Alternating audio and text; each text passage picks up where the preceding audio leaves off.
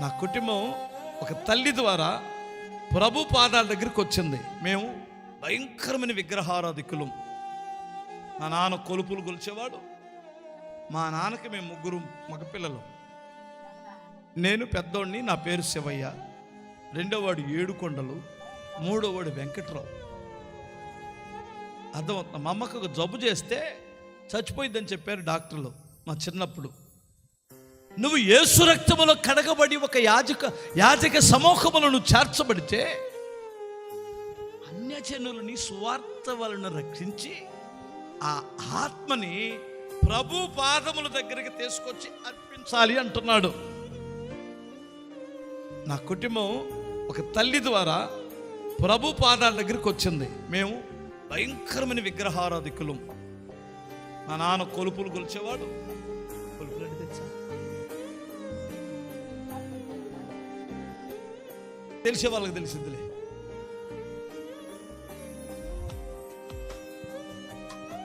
కొలుపులు అనేవి తెలుసా? జాతరలో అన్న కొలుపులు మీకు తెలుసు కదా. మా నాన్నకి మేము ముగ్గురు మగపిల్లలు. నేను పెద్దోడిని, నా పేరు శివయ్య. రెండోవాడు ఏడుకొండలు, మూడోవాడు వెంకట్రావు. అర్థమవుతుంది. మా అమ్మకు ఒక జబ్బు చేస్తే చచ్చిపోయిందని చెప్పారు డాక్టర్లు మా చిన్నప్పుడు. మమ్మల్ని ఇంటికి తీసుకొచ్చి పడుకోబెట్టుకొని బంధువులందరూ చేడుస్తున్నారు. గంట 2 గంటలు లేదా 3 గంటల కంటే ఎక్కువ బ్రతకదంటే ఇంటికి తీసుకొచ్చాం. మంచం హాస్పిటల్ని తీసుకొని వచ్చిన మంచం అలాగే పెట్టు. అప్పుడు అంబులెన్స్లో పాడా ఏవిలో మంచాల మీద తీసుకెళ్ళటం, జోలిలో తీసుకెళ్ళటం, హాస్పిటల్ జోలిలో తీసుకురావటం. నడవలేనటువంటి వాళ్ళని. ఆటోలు కూడా లేవు పెద్దగా. అసలు ఆటోలు టౌన్లు ఎక్కడైనా ఉంటాయేమో, అది పరిస్థితి. ఓ తల్లి వీరమ్మ గారని మా ఊరంతట్లో ఒక్కామే ఉంది, యేసుప్రభు నమ్ముకున్న తల్లి. ఊళ్ళో ఆమె వచ్చి యేసుప్రభుని గురించి మాట్లాడి మా అమ్మకి, మా నాన్నతో మాట్లాడి మా అమ్మకు కొబ్బరి నూనె రాసి ప్రార్థన చేసి మోకరించి ప్రార్థన చేసి, నా ప్రార్థన చేసిన అరగంటకి జీవోత్సవంలాగున్న మా అమ్మ లేచి కూర్చుంది.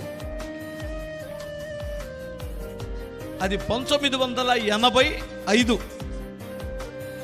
మా అమ్మ మొన్ననే 25 జూలై 30న చనిపోయింది మా అమ్మ. అంటే 40 సంవత్సరాలు దేవుడు బ్రతికించాడు. స్తోత్రం చెప్పాలి. ఇప్పుడు మా కుటుంబాన్ని ఆ తల్లి డేర్ చేసి మేము తిడతామని కానీ మా అమ్మ చచ్చిపోతే ఆ సంగతి తెలిసేవాళ్లే కదా. ఎక్కడ దాకెందుకు? కుష్టివ్యాధుడు ఒకడు ఉన్నాడని అభిమానం ఇచ్చిన వాడు ఆ ఇంట్లో బానిస పిల్ల. సార్ మీకు కుష్టివ్యాధి ఉంది, సోమరాజు పట్టణంలో దైవజనుడు ఉన్నాడు, ఆడికి వెళ్ళి నీ కుష్టివ్యాధి పోయింది అని చెప్పింది ధైర్యంగా. ఒకవేళ పోకపోతే ఆ పిల్లని ఏం చేసేవాడు? చంపి పడేసేవాడే. దమ్మున్నా మొనగట్టని అని చెప్పాలి ఆ పిల్లని. స్తోత్రం చెప్పాలి.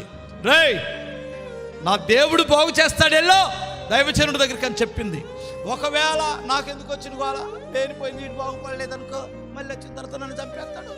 వాడు దుర్మార్గుడాడు, మంచోడు కాదు. బహుశా వాళ్ళ అమ్మా నాన్న కూడా చంపి పిల్లని తీసుకెళ్ళాడేమో. అర్థమవుతుందా? ధైర్యంగా చావో రేవో నా దేవుడున్నాడు అని తెలుసుకోగలిగిన, సువార్త చెప్పగలిగిన దమ్ము నీకు నాకుంటే నువ్వే దేవునికి ప్రీతికరమైన యాజకుడివి, యాజకురాలివి. అలా బ్రతకాలి. 3 రోజులైనా మాయ చేయకూడదు. అన్యజనులు ఎంతోమంది త్రాగుబోతులు ఉన్నారు, పాడైపోయినటువంటి వారు ఉన్నారు, కుటుంబాలు విచ్ఛిన్నం చేసుకుంటున్నటువంటి వారు ఉన్నారు, దుర్బోధలకు నాశనమైనటువంటి వారు ఉన్నారు.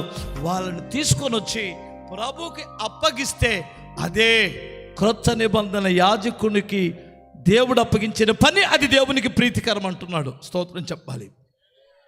ఓకేనా? ఇప్పుడు ఏమర్పించాలి దేవుడు ఈ యాజకుడు? ఫస్ట్ నీ దేహాన్ని, 2 మనుషులని అప్పగించాలి. నీ ఖాతాలో ఒక్క ఆత్మ అయినా పడిందా? డోక్రాలో డబ్బులు పడ్డాయో పడలేదని చూసుకుంటావుగా. ఏమయ్యా మీరు చెప్పండి. ఖాతాలో డబ్బులు పడగానే టింగ్, హలో ఏంటి 10,000 లేకుండా 8,000 వేసావు అని చూసుకుంటావు కదా. ఖాతాలో డబ్బులు ఉన్నాయో లేవో చూసుకుంటున్నావు కదా. నీ ఖాతాలో ఒక్క ఆత్మైనా ఉందా? పైపెచ్చు నువ్వు సంఘ పెద్దవా, పెద్ద గాయకుడు వంటగా, నీ ఖాతాలో ఎన్ని ఆత్మలు ఉన్నాయి? ఒక్క ఆత్మైన దేవుని సన్నిధికి నీ ద్వారా రాకపోతే మనం వ్యర్థులమవుతామని చేతులు జోడించి బ్రతిమలాడుతున్నాను నేను. ఒక్క తాగుబోతు 10 మంది తాగుబోతులను తయారు చేస్తున్నాడయ్యా. ఆడికున్న భారమైనా మనకుందా? డబ్బులు లేవు మామ, లో మామ ఈరోజు డబ్బులు లేవు మామ, నువ్వు రా మామ, నేను వస్తాను రా. ఆడికి ఎంత బారాబాటకం అండి. అబ్బా,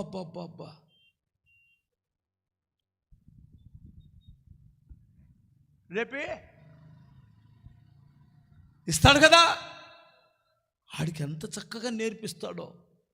ఈడే మందు పోస్తాడు, అందులో సోడా పోస్తాడు, అవసరమైతే ఆమ్లెట్ కూడా పెడతాడు. ఇంకా ఎక్కువైతే ఒక ముద్దని మామ, నువ్వు తిన్నబాత నేను తిన్నో. ఎంత ప్రేమ చూపించుకుంటున్నారో. వాళ్ళ సంఘాలు పెరిగిపోతున్నాయి. అదే నా కడుపులో మంట. తాగుబోతులందరూ కానీ స్ట్రైక్ చేశారు అంటే స్తంభించిపోవడమే. ట్రాఫిక్ ఎక్కడిదక్కడే, లారీలు నడవు, బస్సులు నడవు, టీ కొట్లు ఉండవు, టిఫిన్ కొట్లు ఉండవు. ఎవరు బంద్ చేస్తే తెలుసా మీకు ఆ విషయం? ప్రతి రంగంలో ఎవరున్నారు? వారి కుటుంబాలు బజారును పడిపోయినా, వారి జీవితాలు సర్వనాశనం అయిపోయినా పట్టించుకునేది ఎవడండి? ఆరోగ్యాలు పాడైపోయి, హాస్పిటల్ పాలైపోయి, లివర్ పాడవుతున్న, నాశనం అయిపోతున్న పట్టించుకునేది ఎవడండి? ఎవడు పట్టించుకోవాలి? దేవుడు వారి భారం నీ మీదే ఉంచాడు. నాకు పట్టదు అన్నట్టు ఉంటున్నావా? ఒక త్రాగుబోతును చూసి వెగతాళి చేస్తున్నావా? ఒక బెట్టిగులు కడుతూ కుటుంబాన్ని రోడ్డు పాలు చేసుకునేటువంటి వాడిని చూసి నాకు పట్టదని ఉంటున్నావా? వారి జీవితాలు బాగు చేసేవాడు యేసు తప్ప మరి ఇంకెవ్వరూ లేరు. నీ పక్కన ఒకడు పడిపోతే అని గబగబా తీసుకొని హాస్పిటల్కి వెళ్తున్నావు కదా, పడుతున్నావా లేదా? ఈయన్ని గబగబా తీసుకొని ఎక్కడికి వెళ్ళాలి? నాకు మండుతుందండి కడుపులో. స్తోత్రం చెప్ప